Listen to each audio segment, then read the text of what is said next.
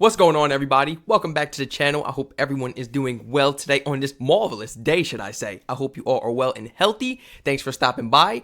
Today, we will be reacting to U.S. Marine Corps General delivers speech honoring ADF personnel. Highly recommended by a few of my American supporters as well. I was very shocked, but shout out to all my Americans, joining us along on this journey. I had to look up what ADF means. Don't judge me, man. I just wanted to make sure I was correct. We got Australian Defence Force personnel. Shout out to Royal Australian Navy. I'm not wasting no time. Let's jump right into it.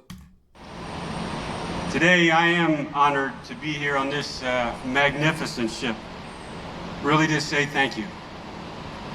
On behalf of the United States Marine Corps and the United States Navy and the American people, I am here to express our sincere thanks and to recognize the actions of the Director General of Maritime Operations. Oh, this is nice. The Australian Clearance Diving Team 1, Her Majesty's Australian Ship Melville, Australian Mine Warfare Team 1-6, and the Australian Mine Warfare and Clearance Diving Task Group. As CJOPS just mentioned, on August the 5th last year, we did have an MV-22 Osprey returning. It was flying from shore back to the USS Green Bay, and it was loaded full of Marines, and there were 26, as you mentioned. Something went wrong as that aircraft approached the ship, and it ended up crashing into the side of the ship and into the water. Oh, man. And although the 23, as accurately mentioned, they were recovered within an hour, that left 3 Marines unaccounted for. When I first heard about this accident, I was in Hawaii at our headquarters. And the first few phone calls that I made were to my boss, Admiral Harris at Pacific Command, my friend, Admiral Scott Swift at Pacific Fleet, and actually Jim Caruso's team here at our U.S. Embassy. It was pretty clear early on in those first few phone calls that we did not have a U.S. Navy salvage team or deep divers nearby. So the second set of phone calls were to our friends in the Australian Defence Force. Look at that. The U.S. couldn't help itself. And that goes to show that we're not the most powerful, the most strong, and this and that. I don't care what people say out there. We just have the most money when it comes to like defense budgets and stuff like that. We also have the most debt. You know what I'm saying? So it feels good knowing that, Australia had our back. I wasn't aware of this. This is my first time actually learning about this. And hearing this speech. What I was going to question in the beginning of the video was, now, is he, like dedicating a specific time where Australia came in clutch? Or is he just, showing a dedication, giving this speech, for all of the times Australia has ever helped out? And personally, oh my gosh, I never knew Australia. Well, I gotta listen some more, but how long did it take for them to get there? What you mean? Because Australia is far. Man, we be having all these other countries coming to the rescue to save us, and we don't be learning about it. We don't be educated on it, because it's my first time learning about this. So I started my Canada journey. I learned that Canada had our backs. The UK had our back. Like, it's crazy. Like, the stuff we don't get taught, and it really is sad, and that's why it makes us look ignorant, unappreciative, ungrateful. I'm glad he actually made this speech. I don't know this U.S. Marine, but I would tell you that the response on the phone was immediate. We have what you need, and it will be on the way this afternoon. Nice. So I asked them, for this request, how should I forward the request to the right people to make sure that the format is followed and the procedures are good? And the answer was just as quick. You don't need to worry about any paperwork. You don't need to worry about a formal request. We got a phone call from you. Help will be on the way. Nice. The next day, the very next day. Respect that. The HMS Melville and Clearance Diving Team. We ain't talk about no agreements, oh, you owe us after this, or what can you give us in exchange for our help and our supplies and this and that, and sending our guys out risking this and that. You know what I'm saying? No excuses. No, oh, let's sign a contract. Let's have a little deal then. Or what about some money? Pay us. Like, shout out to Australia, bro. Real talk, because if it was vice versa, dealing with the U.S., knowing what the U.S. is revolved around, what our country is built around, it's that dollar, and we all know this. It's the dollar, but when you go around the world, it's not. There are different forms of richness in life. 1 and Mine Warfare US would Team have been like, pay 16. us. All of them arrived on Clearance Diving Team 1 and Mine Warfare Team 16. All of them arrived on scene, and they immediately met with the Marine Corps and the Navy leadership on board the Green Bay, and they started to plan that salvage and recovery operation. As Admiral Johnson mentioned, the conditions during this operation were not ideal. The water depth, the constantly changing tides, the sea state on the surface meant that each individual dive had to be meticulously planned and executed. Facts. And I would tell you that your Royal Australian Navy teams were up to that task, and they performed brilliantly. I've served as a military diver in Marine reconnaissance units, and that by no means makes me an expert on diving or recovery operations or salvage operations, but I do have some appreciation for diving under less than ideal conditions. When you add strong underwater currents and sea states to that, it gets dicier. Oh yeah. Your Australian divers, the ones that are standing here and the ones that they represent. Those divers and the support teams that were on the surface, they worked at depth in strong underwater currents for extended periods with limited rest between dives. The support teams that were on the surface battled through some pretty rough seas on several days during this operation. Most of the military divers that I know would have at least suspended those operations, perhaps canceled them altogether, because the conditions were marginal at best. Wouldn't have even tried, man. But not your divers. They would not quit. They would not stop until all 3 of those Marines were found on the bottom of the ocean floor and brought back. The Marines at the bottom of the ocean floor had no possible chance of making it out alive and coming up. I mean, you could be a very experienced swimmer. I mean, come on. Yes. It's different than that, though. You need an oxygen tank. Too far down. It's too dark. Super cold. You are so deep. The water pressure is like, it's like you're trying to make your way up. But imagine somebody's strong. Imagine like you're a baby and a bodybuilder. Literally, where you gonna go? You trying to move and you're not going. You're not going. The water, it gets a little thicker down there. You know, it get a little, I don't want to say thicker, but when I've seen some diving reports, it's dark, it's really cold, and the water pressure is something different. Like, you ever heard about the submarines and stuff that get trapped to the bottom and then they start to combust, you know? They explode eventually. It's that water pressure. It's too much for the human body to be able to handle. Like, imagine you're unconscious and then you gotta, like, wake up, or like, well, if you're unconscious underwater, I don't know if you're gonna wake up. You're not waking up until they take you out, but you have no way of surviving. And even if you did, that's gonna change your life forever. Man, I done seen some of these crew diving stories, guys. The way these people be coming out when, like, stuff goes wrong, and they don't show you a lot of stuff that goes wrong when it comes to diving. And I've read up on a lot of stories where, like, you know, rescue teams have given up. They've given up because it was like, we can't, or the conditions and this and that. Like, shout out to Australia. You gotta have hope at least. We gotta at least try something. I'm sorry to go on a rant, guys. My experience is that friends are usually willing to help, as long as it's not too inconvenient for them. Truth. Say that one more again. Say that one more again. Say it again. Say it again. Friends are usually willing to help, as long as it's not too inconvenient for them. Yup.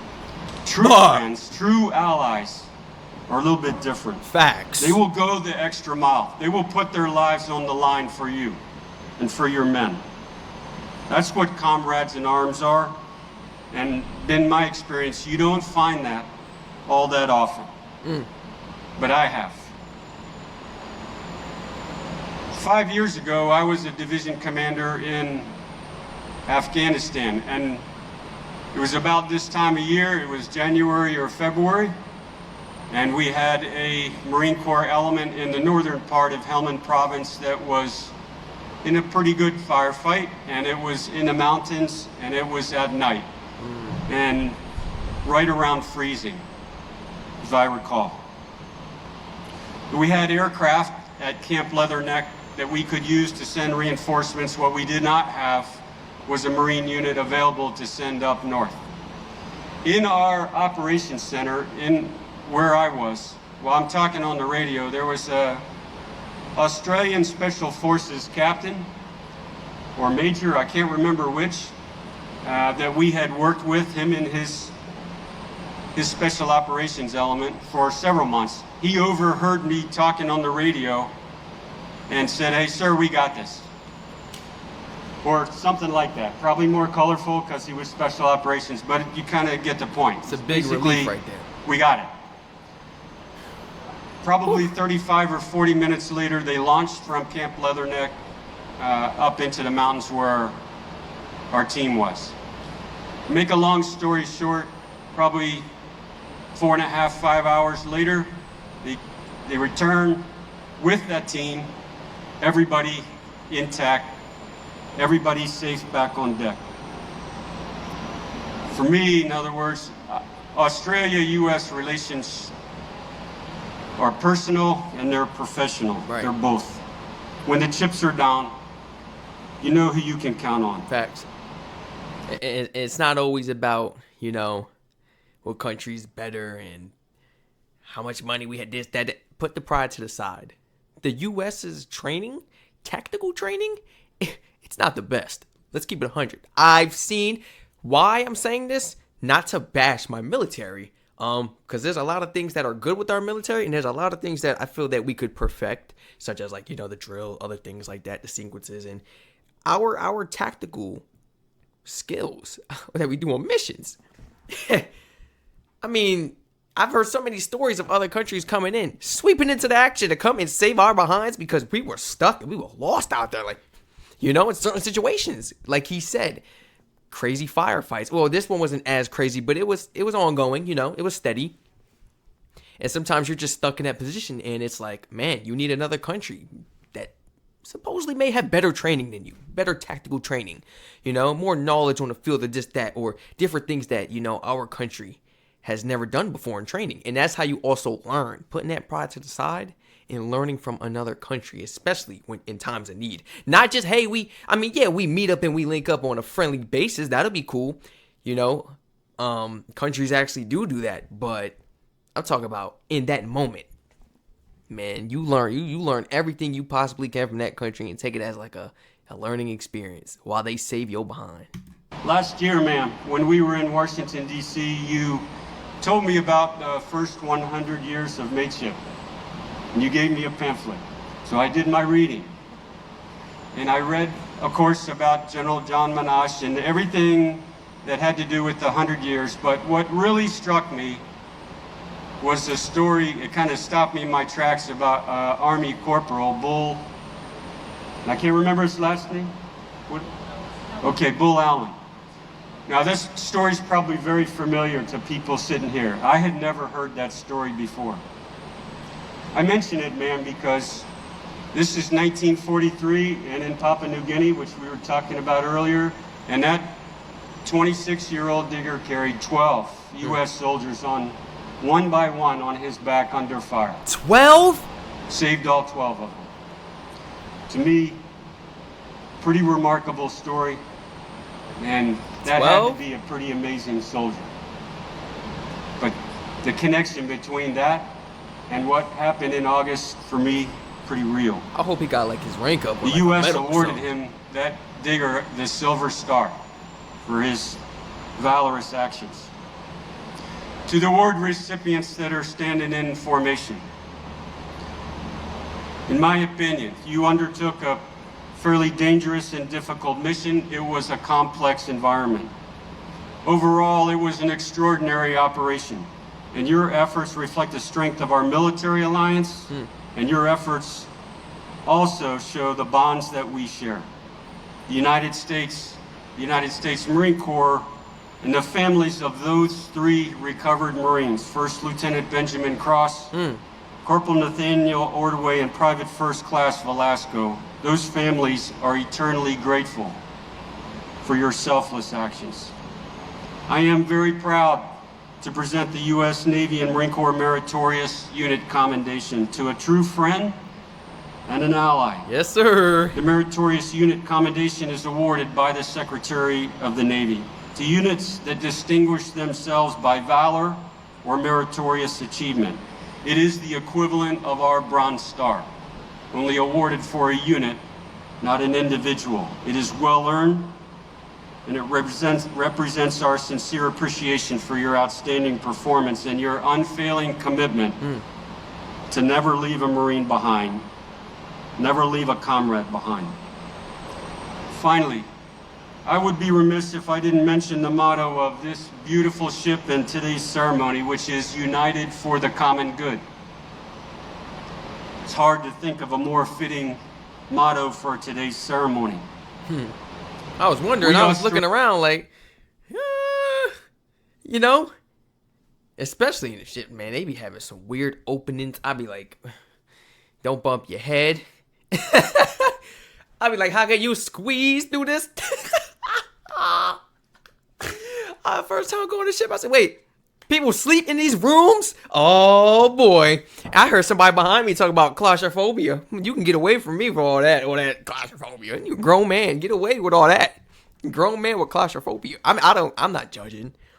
I'm just saying though. The stuff our soldiers have been through, you know, including in your country. You worry about some claustrophobia? You ain't gonna have that on your mind when you board that ship in the real times. Believe that. Millions of Americans, we share a lot. We share values and we share principles. We share a belief in democracy, the rule of law, and individual freedom. We share a commitment to a stable, free, and open international system. And we share an understanding that to uphold those values sometimes takes sacrifice. We have fought alongside for 100 years. We fought on more than 100 battlefields. And I have yet to hear multiple occasions of Australia helping us out. This may be only like the second time I'm hearing something like that. Side by side in defense of those values. I believe that our history is important. We should never forget it. Yeah. I believe we also live in a pretty tough world. And in a tough world, real friends really do matter. I don't know exactly what the challenges that we'll face in the future are, but I know that when we face them together, I feel a whole lot more confident about it. United for the common good. It's a pretty good theme. We value your friendship, your mateship, and on behalf of the United States Marine Corps, and the United States Navy, thank you. This is an excellent speech. This was great, man. This was an excellent speech. Shout out to the U.S. Marine Corps for actually delivering. I was trying to see his name tag on U.S. Marine Corps General. I mean, I was trying to find his name. Shout out to U.S. Marine Corps General. Did he actually say his name in the beginning? Shout out to this U.S. Marine Corps General. They did not have to deliver this speech. I mean, can't we all agree? He didn't have to go up here and honor the ADF. I didn't want to get it wrong. He didn't have to, but it was the right thing to do. You know, in desperate times, we gotta ask for help. We gotta put that pride to the side. And a lot of people know when somebody is in desperate times, that's the best time to take advantage of them if you are evil. Australia didn't want nothing in return at all. Now, the most we can give is the same effort back when Australia needs help. I'm talking about, look, I would have been so on point with it. Australia would not have to hit us up for the next, world event or whatever they may be going through, they would not have to hit us up. I would be paying attention, studying what's going on in the country. That way, that the first time I even think they need our help, the U.S. is over there.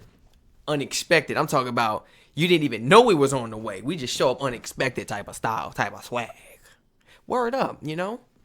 And that's what we got to do as allies and friends. He said to himself, you really know who's really your friend, because we don't really have real friends in this world. Test your friends. You think they're your buddies? Test them. You think they're your homegirls? Test them. That goes show you them two colors when you really need them and you're down and you need their help. And yeah, that's where it all counts. For real.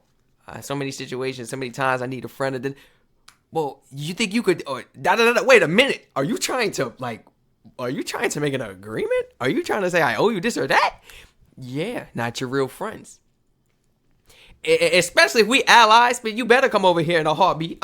You better not question me. If we allies, you better not question me. I can understand if our country had issues and we're not allies that much, and we're still turning to you for help, begging. You have the right to disrespect it. Okay, well, what are you gonna give us? Because the terms are on. But if we are allies, we shouldn't be asking for money or resulting in tariffs if we feel that country isn't providing enough to us for what we offer back to them and stuff like that. Like, you know what I'm saying? Because that's how the U.S. is, and that's how I see it. You can help somebody, but what's the catch? What's the catch if the U.S. offers money to your country? If they offer aid, financial support, military support? And I'm not saying they do it all the time, but the U.S. revolves around that dollar, so it changes the intentions, the mindset of people, and their ways. And it sucks. Man, it really does suck. If you guys enjoyed this speech, fabulous speech brought to us today, man, highly recommended by my Australian and American supporters. All my Americans following me and, rocking along and riding out the journey with us. Thank you so much for joining, for real. I have a lot of Americans actually subscribed on this channel, and each and every single one of you see, that's how I know you want to learn. That's how I knew you're not ignorant. You know what I'm saying? That's how I knew. You just want to learn, man. Thank you so much for rocking with me. Anybody else joining us today, if you're from another country, please feel free to share any personal experiences. Has your country ever had to swoop in and save the day for the U.S.? All my Australians, feel free to share some more personal stories, related to your country swooping in and helping the U.S. Stuff that your boy Strac is not educated on. Like I said, I've only heard 2 stories regarding to this, so I know there's plenty of stories out there for me to read up on, for real. Go ahead and put it in the comments, and your boy will do research on it. We can even do a topic on it. Everyone feel free to check out the Twitch and Patreon in that description down below. I'm actually going to make a separate Patreon. That way we can go ahead and react to Australian movies, TV shows, music, and whatnot. Over there on the Patreon. Stuff we can't react to on the tube. Stay safe, everyone. Feel free to share your honest thoughts and opinions. I really enjoyed this. I hope to catch you all in the next one.